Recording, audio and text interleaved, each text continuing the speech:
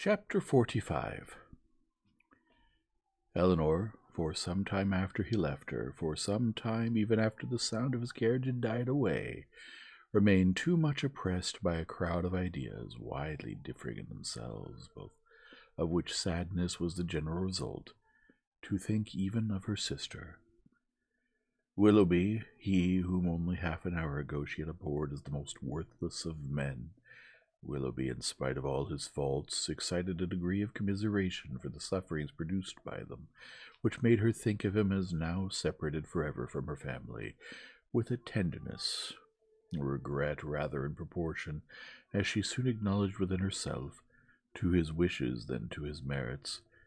She felt that his influence over her mind was heightened by circumstances which ought not in reason to have weight, by that person of uncommon attraction, that open, affectionate, and lively manner which it has no merit to possess, and by that still ardent love for Marianne, which it was not even innocent to indulge.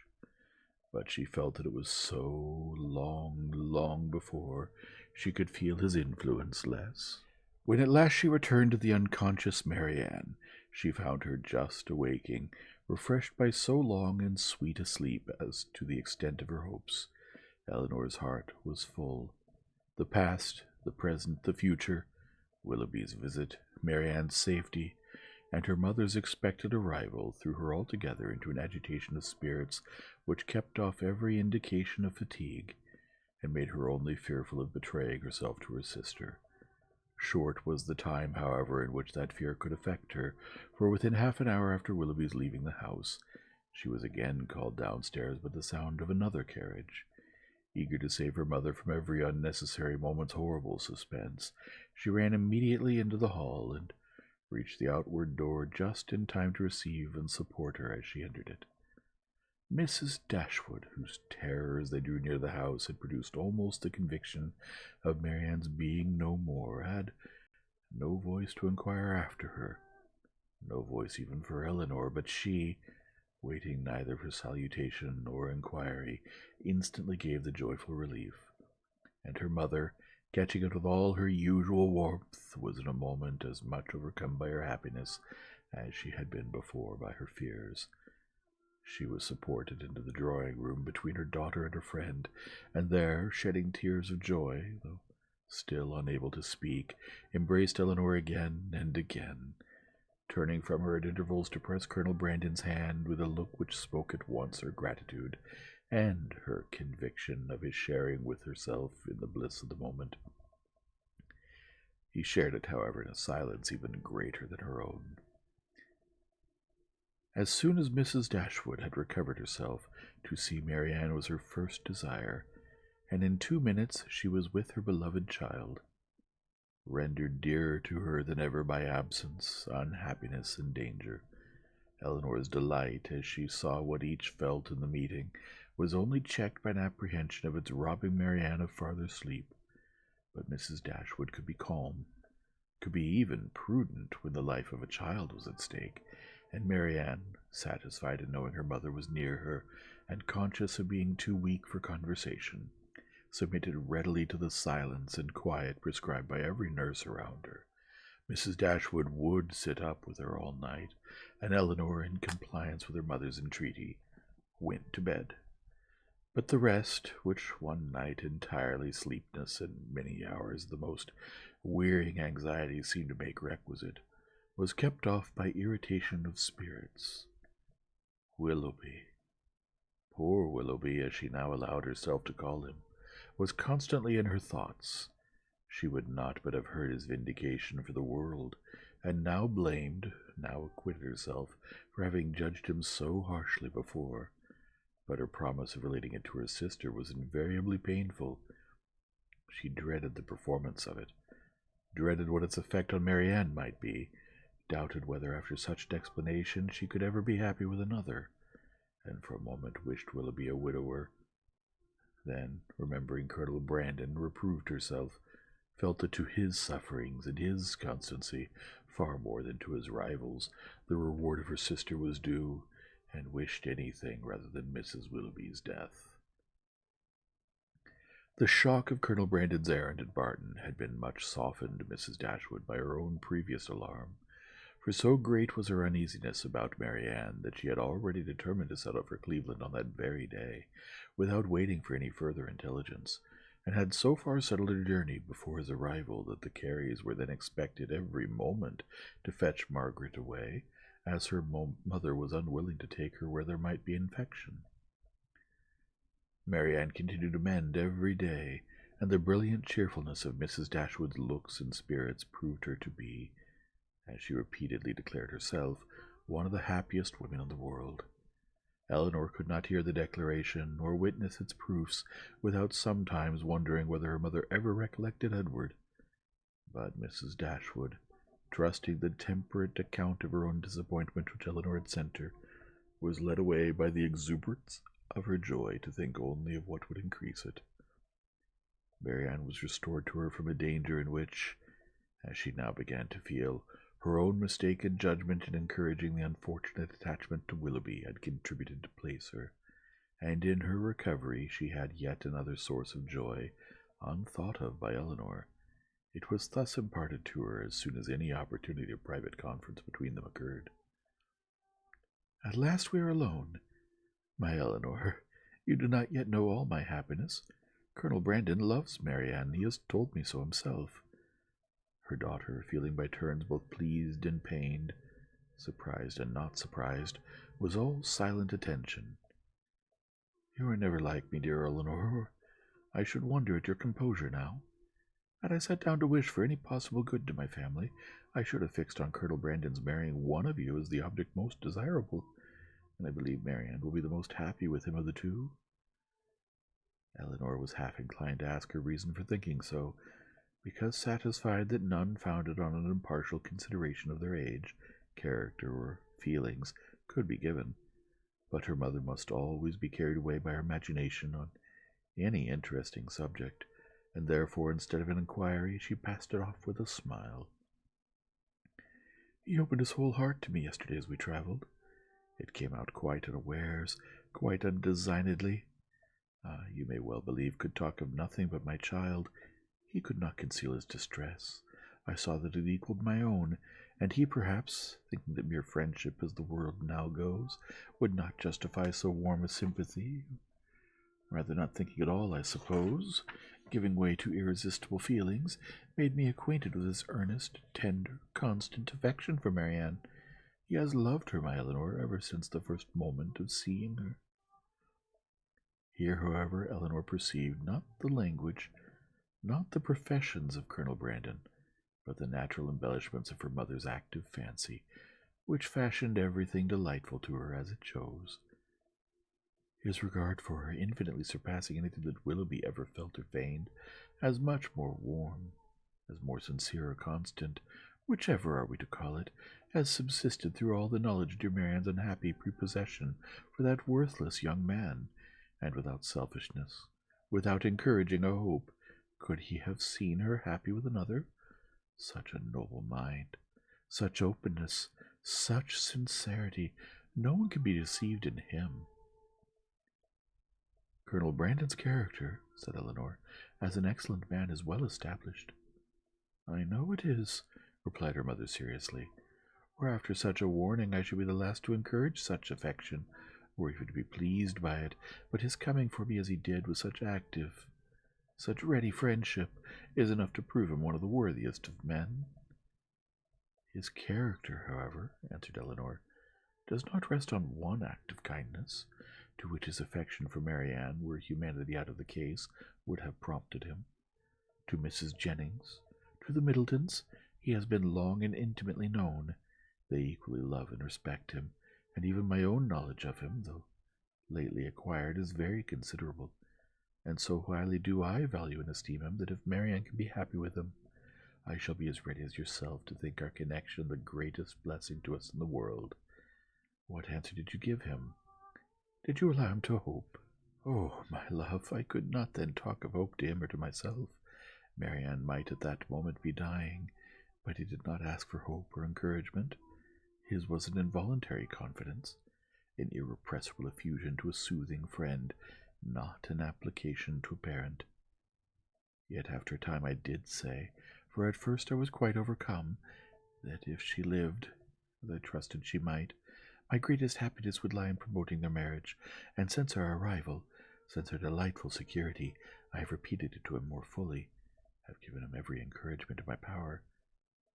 Time, a very little time, I tell him, will do everything. Marianne's heart is not to be wasted forever on such a man as Willoughby. His own merits must soon secure it. To judge from the Colonel's spirits, however, you have not yet made him equally sanguine.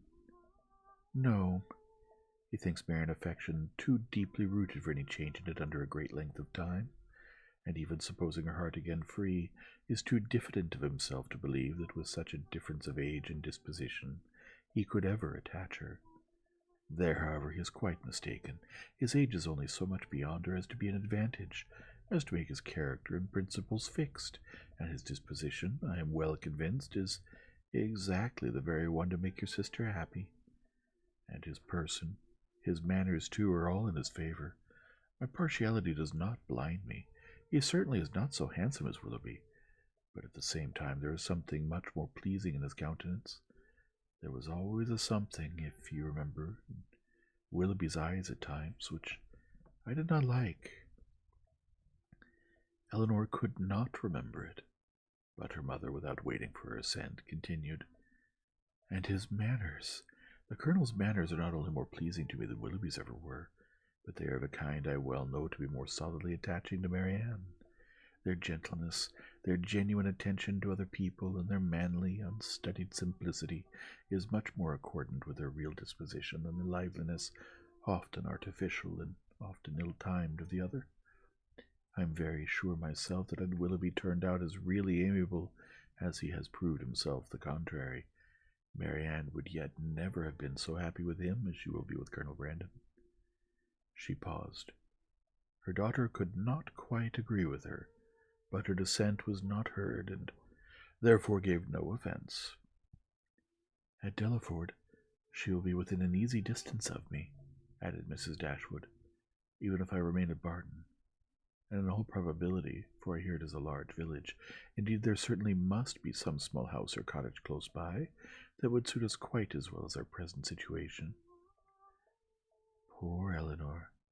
Here was a new scheme for getting her to Delaford, but her spirit was stubborn. His fortune, too, for my time of life, you know, everybody cares about that, and though I neither know nor desire to know what it really is, I am sure it must be a good one. Here they were interrupted by the entrance of a third person, and Eleanor withdrew to think it all over in private, to wish success to her friend, and yet in wishing it, to feel a pang for Willoughby. Chapter 46. Marianne's illness, though weakening in its kind, had not been long enough to make her recovery slow, and with youth, natural strength, and her mother's presence and aid, it proceeded so smoothly as to enable her to remove, within 4 days after the arrival of the latter, into Mrs. Palmer's dressing-room. When there, at her own particular request, for she was impatient to pour forth her thanks to him for fetching her mother, Colonel Brandon was invited to see her. His emotion on entering the room, in seeing her altered looks, and in receiving the pale hand which she immediately held out to him, was such as, in Eleanor's conjecture, must arise from something more than his affection for Marianne, or the consciousness of its being known to others, and she soon discovered in his melancholy eye and varying complexion as he looked at her sister the probable recurrence of many past scenes of misery to his mind, brought back by that resemblance between Marianne and Eliza already acknowledged, and now strengthened by the hollow eye, the sickly skin, the posture of reclining weakness, and the warm acknowledgment of peculiar obligation.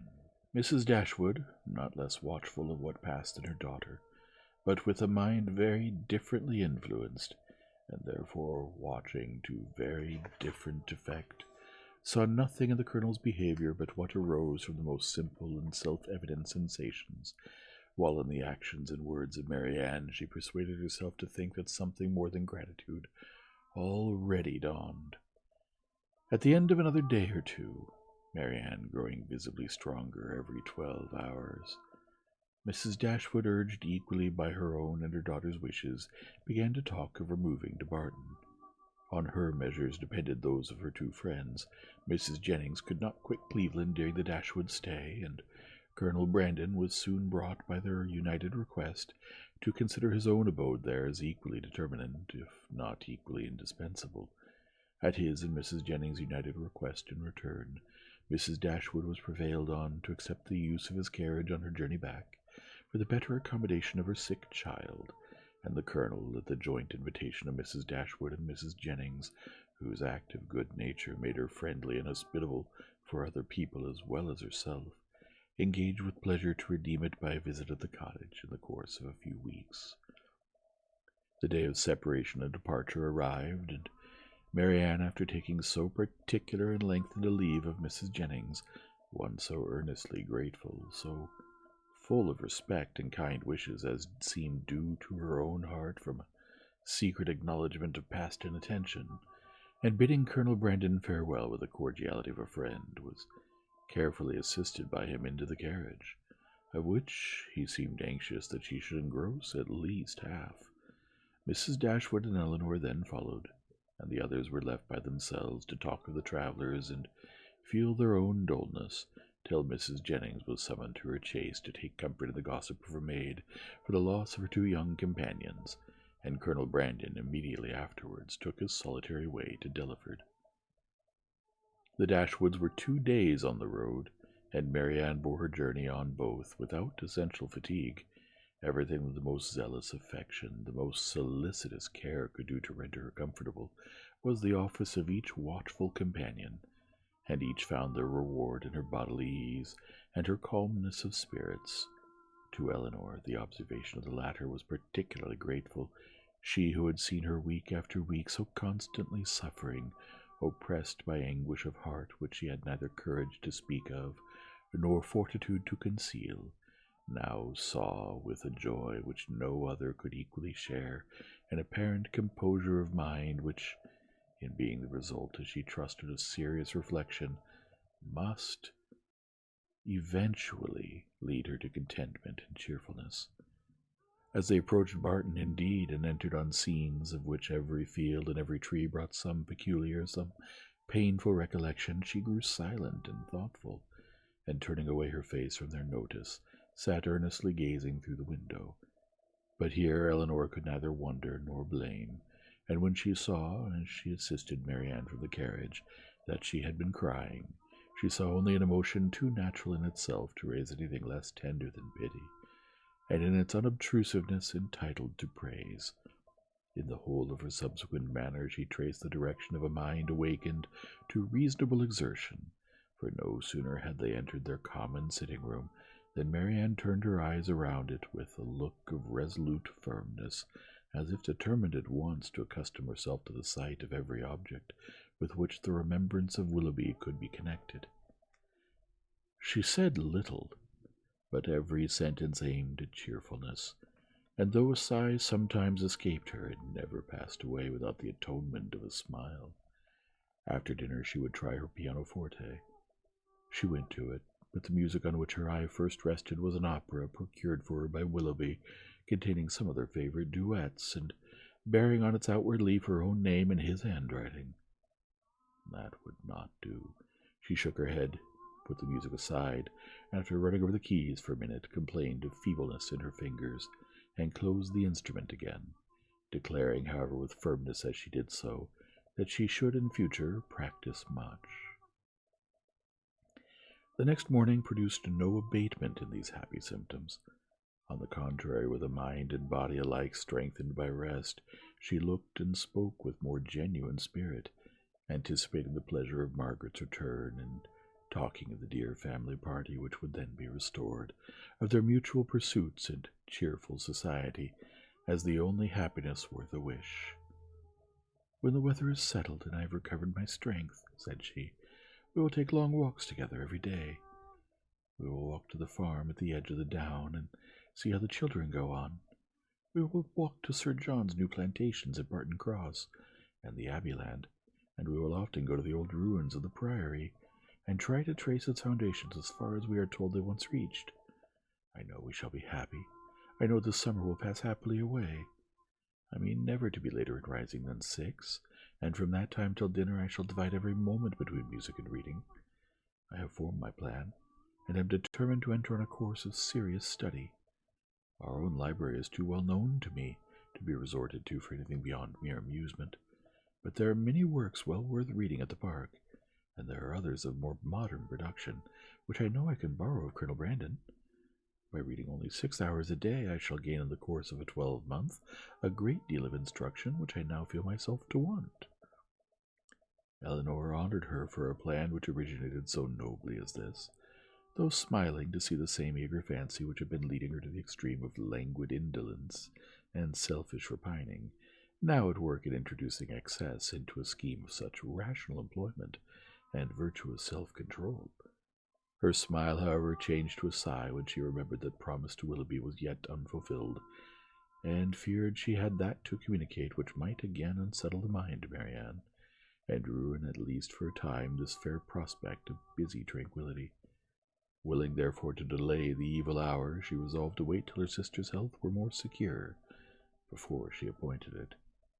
But the resolution was made only to be broken. Marianne had been 2 or 3 days at home before the weather was fine enough for an invalid like herself to venture out. But at last a soft, genial morning appeared, such as might tempt the daughter's wishes and the mother's confidence, and Marianne, leaning on Eleanor's arm, was authorized to walk as long as she could, without fatigue, in the lane before the house. The sisters set out at a pace, slow as the feebleness of Marianne, and an exercise hitherto untried, since her illness required, and they had advanced only so far beyond the house as to admit a full view of the hill, the importance behind, and when pausing with her eyes turned towards it, Marianne calmly said, "There, exactly there," pointing with one hand, "on that projecting mound. There I fell, and there I first saw Willoughby."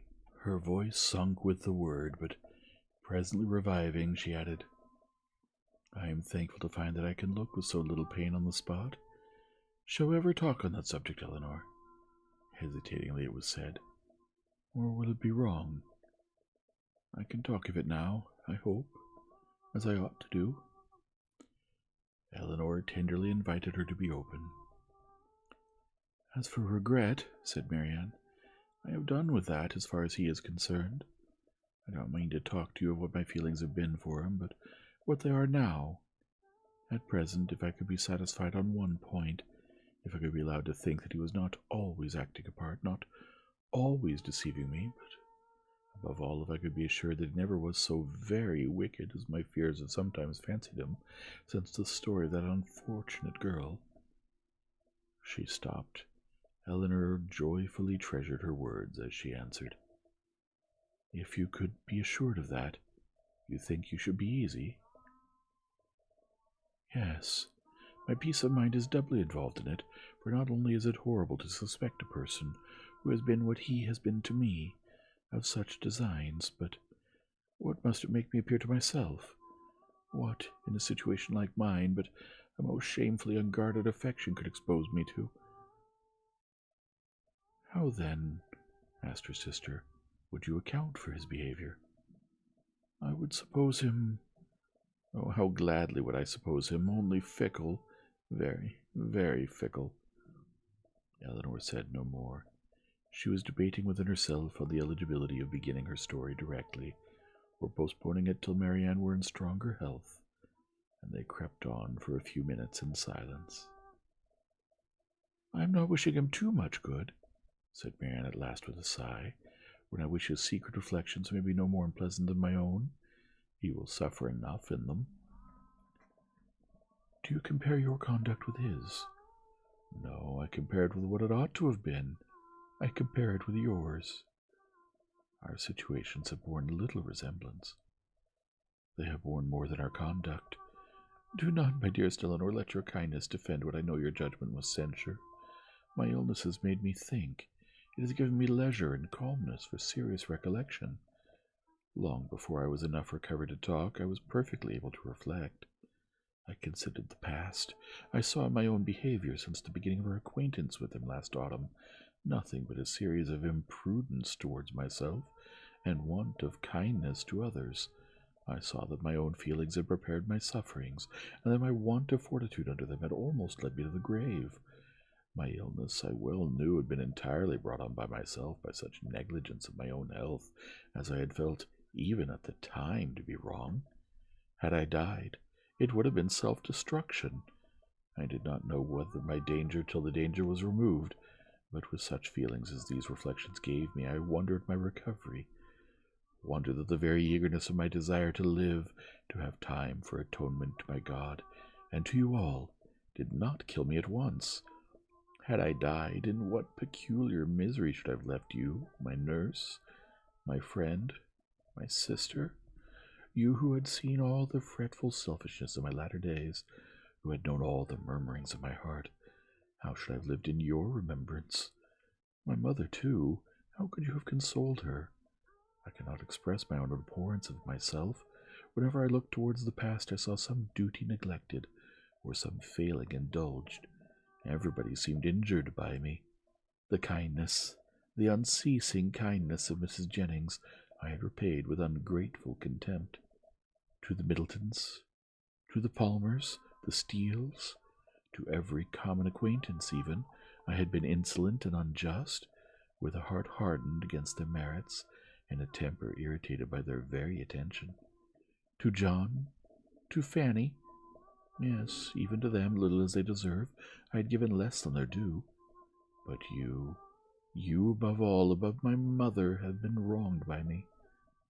I, and only I, knew your heart and its sorrows, yet to what did it influence me? Not to any compassion that could benefit you or myself.